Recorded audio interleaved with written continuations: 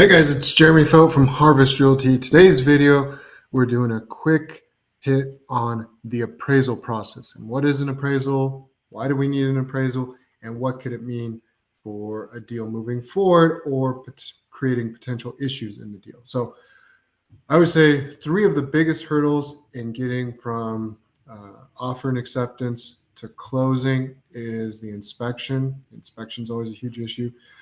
Financing, making sure the buyer is going to be able to secure financing for the purchase of the home, and then the appraisal. So the appraisal is hugely important, especially if we're getting a loan, to make sure that the deal can move forward.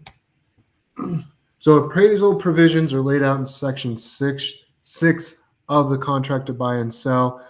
So it gives the definition: appraisal is just a professional opinion of value. There are licensed appraisers in Colorado, so unlike inspectors, appraisers are licensed and they give their opinion of value. So again, still is an opinion. So in appraiser A may deem the property as worth $420,000, and appraiser B may say it's worth $405,000. It's still an opinion of value. They're the experts. There's a lot that goes into it. They look at the home, they walk through it, they kind of like an inspection, they go through everything, and then they look at homes that have sold that are comparable in that area in a recent time period to try and come up with a value of the property. Again, no two properties are exactly the same, even if it's the same builder, same floor plan, right next door to each other. One may have a giant shade tree and the other not. So there's a lot of different things that they have to consider in making their value of the property. So appraised value, that's important because that's really what everyone has to go by. So even if buyer and seller have agreed to this purchase price of whatever the amount is, if the appraiser says, no, the home is not worth that, it's worth less, then that can create issues in purchasing the home. So let's say the home is $400,000. That's the purchase price. It's been agreed to by buyer and seller. Everyone signed and in agreement, but the appraisal comes in at $390,000. Well, that's less than the $400,000. So now we got to figure out how we're going to move forward. Some options we have, the seller may say, that's unfortunate, but I'm willing to come down $10,000. Purchase price was $400,000, but the appraised value is $390,000. So again, the lender can't give essentially a $400,000 loan on a property that's only worth $390,000. That's where the appraisal is very, very important. It kind of keeps from kind of things ballooning out of control, like we saw with the housing market crash in 2008. People were getting over 100% loans. They were getting a home and turn around buying a new camper, speedboat, and things like that. And obviously, what's the problem with that? Well, we saw what the problem was with that in 2008. So they keep from a loan being given on an overpriced. If the market value is set and the purchase price is above that, that creates issues. So the seller can come down, in the example we set out, $10,000. They may not be willing to do that. The buyer may say, you know what, that's unfortunate. Again, someone's going to be losing money, which is not always the best. But the buyer may say, I'm willing to bring an extra $10,000 to closing to make up that gap from $390,000 to $400,000. Again, buyers may not be jumping up and down about that, but the buyer may not even be able to do that. I'm maxed out on down payments, closing costs. There's no extra money I can bring to closing. So then from there, you have to figure out how are we going to move forward. Again, seller can come down, buyer can come up. It can be somewhere in between. Or there may be other people, if there's compensation being offered to the agents on both sides, maybe they're willing to come down in the compensation to make up a difference. Again, it's not always a $10,000 gap. It could be a $1,000 gap. It could be something much lower and simpler, but everyone involved needs to figure out where is that difference going to come from and how are we going to get it. You can object to an appraised value.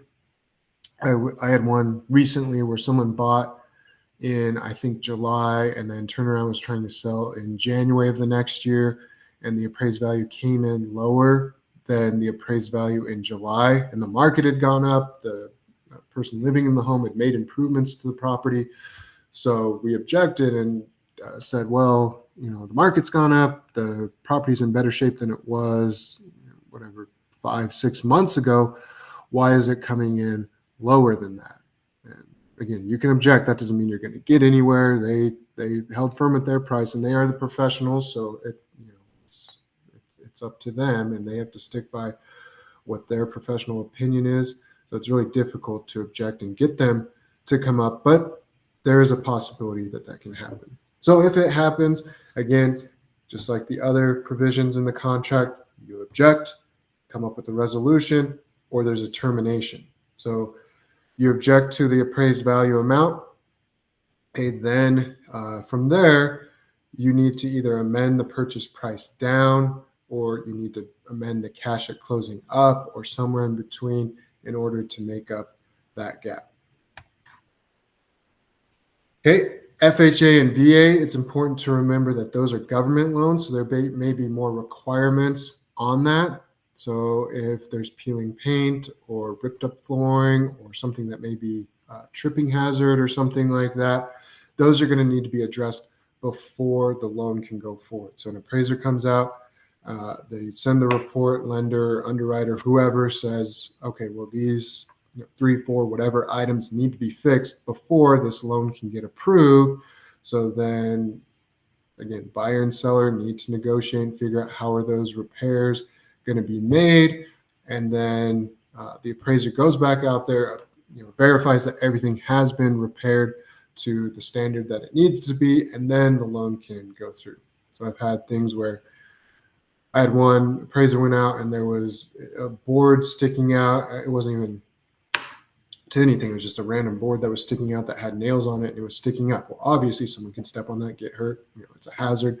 So the listing agent just went out and just took it out and threw it away, and that was it. So it's something pretty simple. So it's not always going to be, $10,000 in repair or something. It can be some simple things that are fixed. I had one where I think in pictures the carpet was brown, but it almost looked like wood flooring. So the lender, underwriter thought that there was no flooring covering in this bedroom, but there really was. So it was just a matter of, that it looks like wood, but it's actually just ugly brown carpet that was on the ground, and we were able to keep it moving forward. So if there is any requirements by the lender, those need to get addressed in order to get the appraisal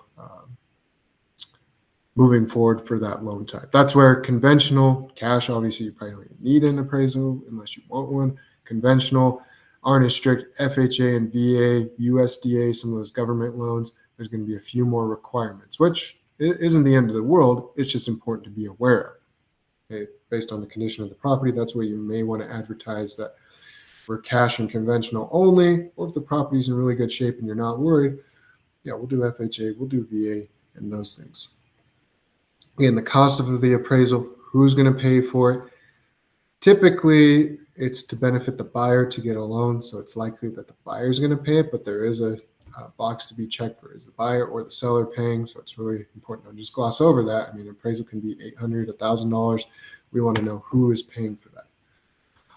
Needed improvements for the appraiser to give the go-ahead on a given loan type. We talked about that. Some typical things are like peeling paint, or if shingles loose, or if there's any sort of hazard, like there's a ramp up to the front door and there's one of the planks of wood has popped up, and it could be a tripping hazard or something like that. If there's a room where carpet's ripped up or the flooring's missing or something like that, those are going to need to be addressed. And not that you need to re-floor or repaint or anything the entire house. A lot of times it's just making it the repair good enough to get the appraisal to go forward. And then, as we said, the appraised value objection notice, it'll look something like that there on the right, the buyer's appraised value objection notice. They got to notify the seller that, hey, the appraised value came in low. And do you want the appraisal? Do you not? Is it going to be attached? Is it not? The lender verification, is it or is it not going to be attached? And again, so the objection value gets sent over, and then from there, there's no sort of resolution form. It just needs to be done in an amendment if the seller is going to come down or the buyer is going to come up or somewhere in between, how are we going to address those changes and make up that difference? Or, and unfortunately, sometimes it's too big of a gap to overcome, in which case the deal would terminate. If the lender can't give a loan on an overpriced property, the market value is lower, buyer's not willing or able to come up, seller's not willing or able to come down, then it may end up terminating, which is unfortunate.